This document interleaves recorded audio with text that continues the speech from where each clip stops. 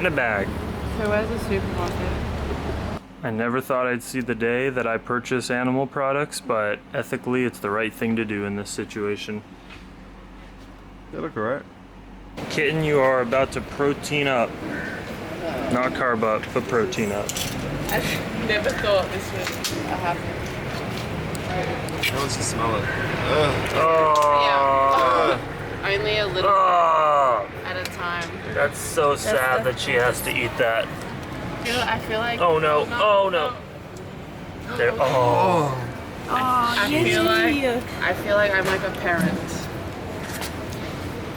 In any other scenario, I would find this so disgusting. I'm actually really happy. Me too. Guys, high five. High five. High five. Sarah, you carried her like 20 miles. You are a mother. Is it actually eating it? I think it's just licking it.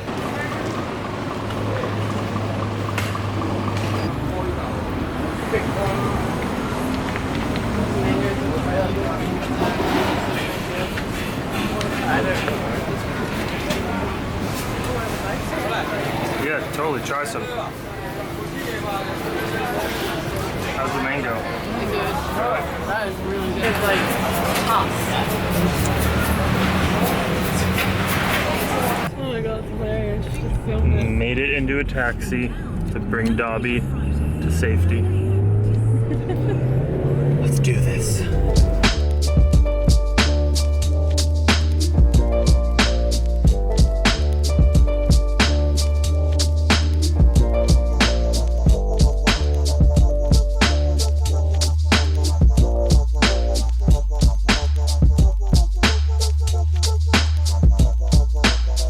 Okay, we made it to the SPCA, and it was about a 30-minute. Oh, look at those doggies! They look so sweet.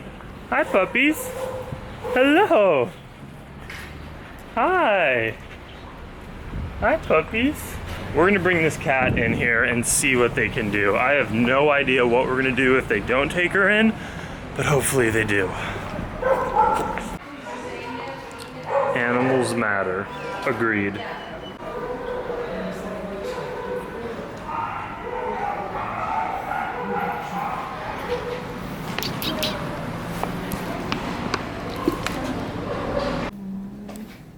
Just like if you're going for an op, you just lose consciousness. Yeah. Oh, I see. Yeah. That's where we found her. Bicycle or Yeah. Yeah, bicycle. We found her today in Like a toilet stop, like a petrol station. Is it soft food or is it dry food?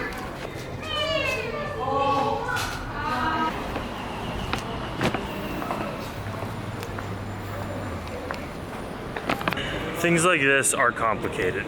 It's not simple. What we did was we brought it to the vet. They were really, really kind, and they just gave us our options. They said they get cats like this all the time. They don't have enough funding or just staff to rehabilitate every single one, and Dobby was in, we call him Dobby, was in really bad condition. So what they said was you have two options. You can just take it.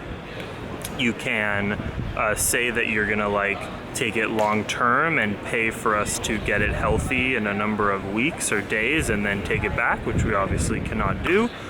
You can go leave it out on the street, which they really advised not to do because they said he would be dead within days and he would suffer. And then last option, they can take it, hope that in the next few days someone comes in and wants to rescue it, and if not, they will put it down with an anesthetic, just an overdose of anesthetic so he doesn't feel any pain. So we chose the option of just giving it to them. They gave him food and water, put him in an area. Hopefully someone will adopt him, but ultimately we're never gonna know what happens. So we're all a little bit emotionally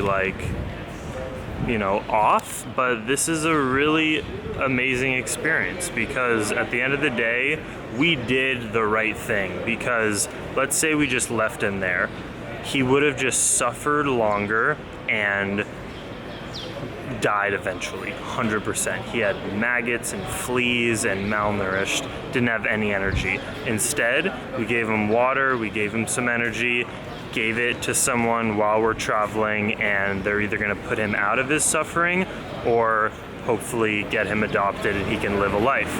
In my opinion, as an ethical, vegan activist, even more important than eliminating death is eliminating suffering. So we could have eliminated his death and prolonged it so that he could have more life and more experiences by leaving him on the street, for instance, but he'd be suffering more throughout that. I think suffering is the worst part. Dylan brought up a really good point that when something dies, it's the next chapter of a spirit's energy, and Dylan and I both believe that death is not necessarily the worst and scariest thing. It's eliminating suffering that we need to worry about, and obviously death if you don't need to kill the being, but in this case, whatever happens will happen. So yeah, definitely an intense chapter, definitely sad, but a really good learning experience. We're doing a plank off. Where's your phone?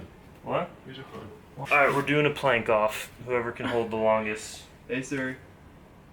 No, don't try to Siri this. Oh my god. It's cracking. I don't believe in Siri. Hey Siri. You have to like double tap it or You something. don't believe in 5-minute timer, please. Siri, stop. No, I don't even recognize my voice. Are you practicing for childbirth? Yeah.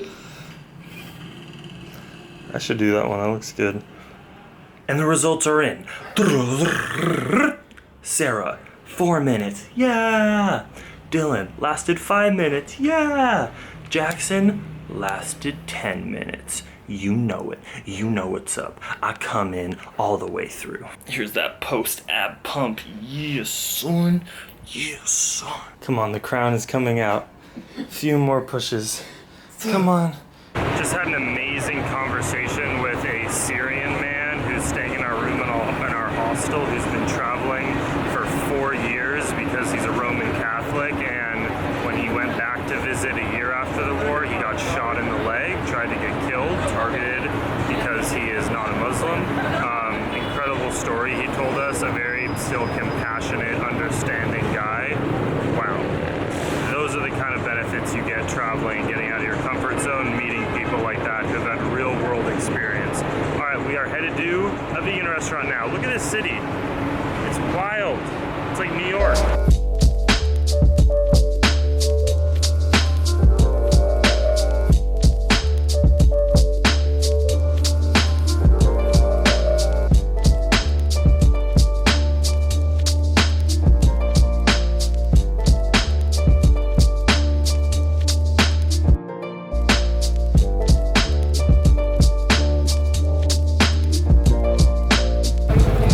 Finishing off the night with coconut ice cream.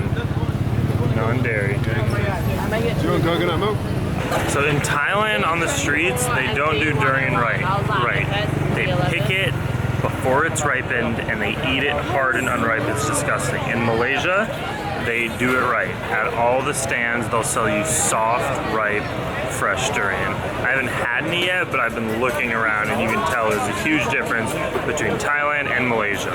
Malaysia is better. Okay, taking the day off tomorrow. Hopefully we'll meet up with some Plantriotic people. I'm doing a live hangout or like a live stream, which will be really fun.